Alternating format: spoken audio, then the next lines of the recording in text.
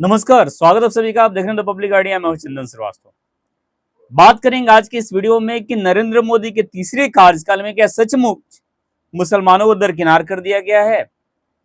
मोदी के मंत्रिमंडल के गठन के बाद यह आरोप लगातार लगाया जा रहा है कि नरेंद्र मोदी ने इस बार मुसलमानों को अपने मंत्रिमंडल में जगह नहीं दिया, अल्पसंख्यकों को मंत्रिमंडल में जगह नहीं दिया। तो इस वीडियो का मेन मुद्दा यही है, मेन टॉपिक यही है कि क्या अपने तीसरे कार्यकाल में प्रधानमंत्री मोदी जो हैं वो सचमुच मुसलमानों को नजरअंदाज किए हैं।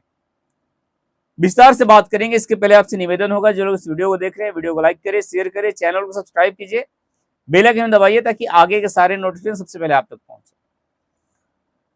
इस चुनाव का जो परिणाम आया है, 2024 के लोकसभा चुनाव का जो परिणाम आया, इसके बाद इस चुनाव का परिणाम को देख करके ऐसा लगा, इस चुनाव परिणाम का जो डेटा है उसके बाद से जो सर्वे चल रहा है कि किस क्षेत्र में किस समुदाय के लोगों ने कितना प्रतिशत भारतीय जनता पार्टी को, एनडीए को वोट किया है और कितना प्रतिशत इंडिया अलायंस को वोट किया है, इस सर्वे ने साफ क्लियर कर दिया है कि मुस्लिम समुदाय जो है नरेंद्र मोदी के खिलाफ है। मुस्लिम समुदाय ने पूरी तरह से नरेंद्र मोदी का साथ नहीं दिया है। अब सवाल ये उठ रहा है कि क्या नरेंद्र मोदी भी मुसलमानों को छोड़ दिए हैं? क्या नरेंद्र मोदी सचमुच मुसलमानों को अपने मंत्रिमंडल में जगह न दे करके ये साबित कर दिए कि हम अभी से ही टिट फॉर टैट की पॉलिटिक्स करना शुरू कर दिए हैं, जैसे को तैसा करना शुरू कर दिए हैं? क्योंकि सर्वे के आंकड़े को देखकर के ऐसा प्रतीत हो रहा है, ऐसा लग रहा है कि जो सर्वे के आंकड़े हैं वो पूरी तरह से जो मुस्लिम समुदाय नरेंद्र मोदी के साथ नहीं है। आइए हकीकत को समझते हैं। इस लोकसभा चुनाव में बीजेपी ने केवल एक मुस्लिम प्रत्याशी मैदान में उतारा था, जो कि केरल से थे, और वे चुनाव हार गए। अब एक मुस्लिम प्रत्याशी के चुनाव हार जाने के बाद अगर बीजेपी की डाटा देखेंगे तो एक भी मुस्लिम सांसद नहीं है। इस बार एक भी मुस्लिम सांसद बीजेपी के पास नहीं है, तो मंत्रिमंडल की बात कहां से आती? अगर हारे हुए को मंत्रिमंडल दिया ही जाता तो ऐसे तमाम बड़े बड़े दिग्गजों का नाम है जो कि इस बार चुनाव हार गए हैं, तब तो मंत्रिमंडल की लिस्ट में उनका नाम पहले होना चाहिए था। अब दूसरा सवाल जरा ऐसे समझिए कि जो लोग कह रहे अल्पसंख्यकों को प्रधानमंत्री मोदी दरकिनार कर दिए, वैल्यू नहीं दिए हैं, तो क्या अल्पसंख्यक में केवल मुसलमान ही आते हैं? यह हम उन सारे लोगों से पूछना चाहते हैं। यह हमारा सवाल है और आपको भी समझना चाहिए कि क्या अल्पसंख्यक समुदाय में केवल मुसलमान ही आते हैं? इस बार जो अल्पसंख्यक मंत्रालय जिसको मिला है किरण रिजिजू को, वो एक सिख समुदाय से आते हैं, वो खुद अल्पसंख्यक है, मात्र 1% आबादी है। तो क्या केवल अल्पसंख्यक के नाम पर मुसलमानों को ही वैल्यू दिया जाए? अब बाकी जो लोग हैं, बाकी जो जातियां हैं, बाकी जो समुदाय हैं जो अल्पसंख्यक में आते हैं, उनको क्या छोड़ दिया जाए? ये किस तरह से नैरेटिव फैलाया जा रहा है? और मेरा मानना है कि इस बार जो कांग्रेस या इंडिया अलायंस समाजवादी पार्टी ने जो अपना नैरेटिव फैलाया, इसमें उनको सफलता मिली, और यही सफलता का परिणाम है कि इस बार कांग्रेस के सीट में इजाफे हुए, समाजवादी पार्टी के सीट में इजाफे हुए हैं। लेकिन इसका मानना ये नहीं है, जो लोग एक अलग अपना एजेंडा मान लिए हैं, एक अलग तरह की भावनाएं मन में विचार कर लिए हैं कि प्रधानमंत्री मोदी की पॉपुलैरिटी समाप्त हो गई है, प्रधानमंत्री मोदी जो है उनकी छवि जो है देशवासियों के बीच धूमिल हो गई है, ये मानना बिल्कुल गलत है। क्योंकि ब्रह्मास्त्र जो उन्होंने चलाया है, जो प्रतिद्वंदियों ने, ये बार बार मौका नहीं मिलता है। और आप देखिएगा कि आगे जो विधानसभा चुनाव होंगे उसमें ये पासा बिल्कुल पलटता हुआ दिखाई देगा। उसमें असलियत पता चलेगी कि जो अफवाहें फैलाया गया था, जो एक तरह से फटाफट खटाखट की पॉलिटिक्स हुई थी, खाते में 8500 रुपए पर मंथ खटाखट, और वो सारी चीजें जो थी, जो पॉलिटिक्स, जो नैरेटिव अपनाया गया था प्रतिद्वंदियों द्वारा, वो अब सफाचट होते हुए दिखाई दे रहा है। और ये देखिएगा कि जिस तरह से ये लोग हवा में उड़ रहे हैं, चाहे वो राहुल गांधी हो, अखिलेश यादव हो, कि हम लोगों ने बहुत बड़ा चीज कर दिया, बहुत बड़ा कारनामे कर दिया, यूपी में हम लोगों ने सपोर्ट किया, प्रधानमंत्री मोदी को दरकिनार कर दिया, भगा दिया यूपी से, ऐसे ऐसे शब्द का प्रयोग किया जा रहा है। इनको समझना चाहिए कि, और जिस राज्यों में ये लोग सफाचट हो गए हैं, वहां की बात ही क्यों नहीं कर रहे हैं? जिन राज्यों में एक भी खाता नहीं खुल पाया है इंडिया अलायंस का, वहां की बात ही क्यों नहीं कर रहे हैं? वहां के बारे में 2 लाइन बोल दो। और सबसे बड़ी बात यह है कि इस बार ईवीएम बच गया। ईवीएम पर जो तुम रोना रोते थे, तो क्या इस बार एक शब्द भी ईवीएम के बारे में नहीं निकाले तुम लोग?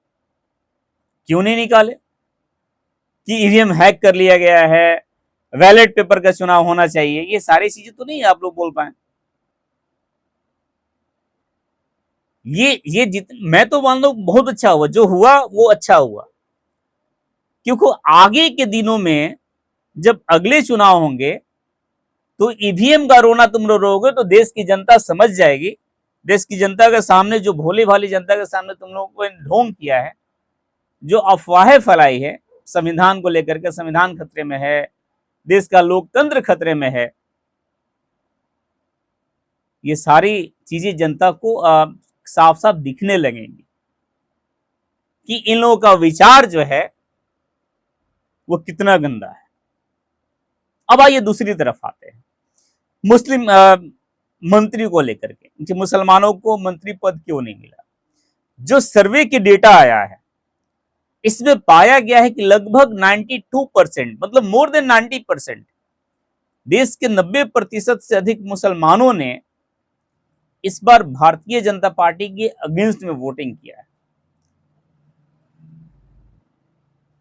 एनडीए के अगेंस्ट में वोटिंग किया है। 90% मुसलमान जो हैं वो प्रधानमंत्री मोदी के विरोध में वोटिंग किए हैं। और इसका मेन कारण क्या था? नैरेटिव फैलाना, अफवाहें फैलाना, आरक्षण हटा दिया जाएगा, ये कर दिया जाएगा, संविधान खतरे में है, लोकतंत्र खतरे में, ये सारी चीजें। तो देश के 90% से अधिक मुसलमानों ने प्रधानमंत्री मोदी के खिलाफ वोटिंग किया है। अगर बात केवल उत्तर प्रदेश की करें, जिसको लेकर के लोग फुदक रहे हैं, तो उत्तर प्रदेश की तो 100% मुसलमानों ने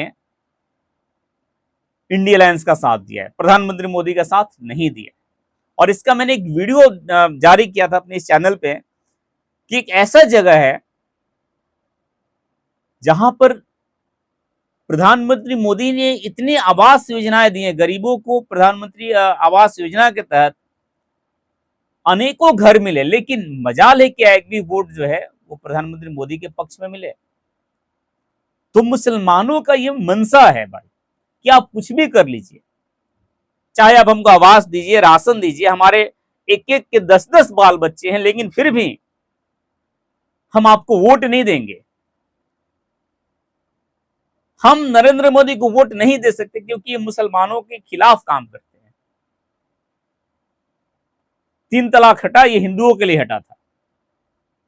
देश में जो विकास हुआ है, सड़कें बनी हैं, जो भी देश विकसित कर रहा है, देश अनेक क्षेत्रों में विकास कर रहा है, प्रधानमंत्री मोदी की जो योजनाएं हैं, चाहे वो केंद्र में हो या राज्य सरकार की जो योजनाएं हैं जहां पे लोग निवास करते हैं, ये केवल हिंदुओं के लिए हुआ है।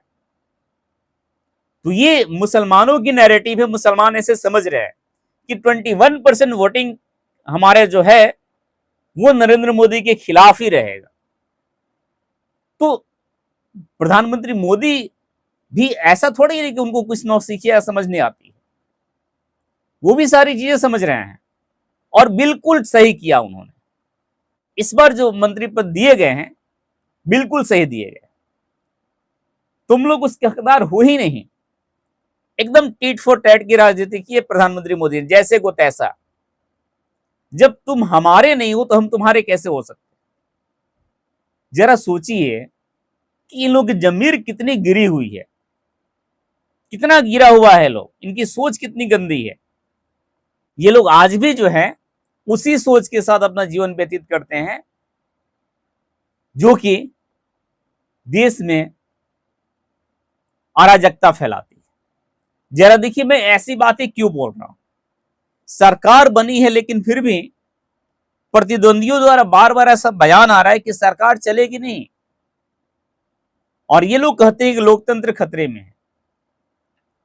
अरे लोकतंत्र की अगर इतनी ही आपकी चिंता होती तो वर्तमान सरकार के प्रति, वर्तमान सरकार के विरोध में आप ऐसी योजनाएं नहीं बनाते कि सरकार को विध्वंस कर दें, सरकार में एक अनेक तरह की अड़चने पैदा करें। तो ये सारी लोकतंत्र की हक में है कि विरोध में, जरा आप लोग बताइए कमेंट करके। और जो लोगों के मन में ऐसा विचार चल रहा है कि इस बार की मोदी सरकार जो है वो कमजोर है, अनेक तरह के आपने देखा ना, फोटो लगाए जा रहे हैं सोशल मीडिया पे। एक तरफ बैसाखी में नीतीश कुमार है, एक तरफ नायडू है। इस बार बैसाखी की सरकार है। तुम लोगों को मैं अब साफ साफ बता दूं कि इस बार भी वैसे ही मजबूत सरकार है जैसे पिछले 2 कार्यकाल में रही है। और मंत्रिमंडल का विस्तार देख करके आपको अंदाजा लग गया होगा कि भारतीय जनता पार्टी, नरेंद्र मोदी किसी के सामने झुकने वाले नहीं है। सारे लोग मिल गए तब भी भारतीय जनता पार्टी देश की सबसे बड़ी पार्टी। तो इस बात से थोड़ी बहुत अंदाजे तो लग ही गए होंगे कि हमारा औकात क्या है। बाकी हमारे दर्शक बताएंगे इस बार जो मंत्री पद दिए गए हैं, क्या ये सारे समुदाय को लेकर के नहीं चला गया? क्या अल्पसंख्यकों का इसमें ख्याल नहीं रखा गया है? क्या ये देश हित में, राष्ट्र हित में, देश के विकास में ये मंत्रिमंडल जो है वो पर्याप्त नहीं है? क्या इसमें अनुभवों की कमी है, या इसमें वैसे लोग शामिल हैं जो अनपढ़ चाहिलो जैसा, मूर्खों जैसा बात करते हैं? आप लोग इन सारी चीजों को देखते हुए अपनी प्रतिक्रिया कमेंट बॉक्स में जरूर दीजिएगा।